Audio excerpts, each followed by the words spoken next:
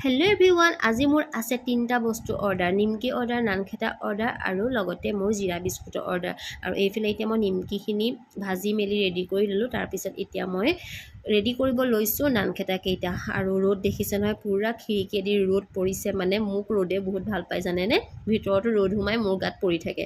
আৰু এইফালে এতিয়া নানখেতাখিনি বেক কৰি উলিয়াই লওঁ। চাওকচোন ইমান ধুনীয়াকৈ নানখেতাকেইটা ফাটিছে।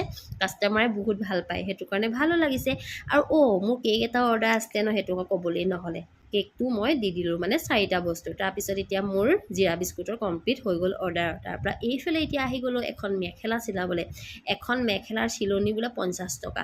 আয়ো 50 টকাটো কেনেকৈ লোকক দিওঁ, নিজে যেতিয়া জানো 50 টকাটো ৰাহি কৰোঁ। আৰু ৰাহি কৰিলেতো নিজৰে ভাল ন, সেইটো কাৰণে নিজে যেতিয়া জনা কামটো বেলেগক নিদি নিজে কৰিব লৈছোঁ। এয়া ৰাতি হৈ গ'ল, ৰাতি কৰিছোঁ। কাইলৈ মানে এফালে যাম এই মেখেলা চাদৰযোৰ পিন্ধি পেলাই।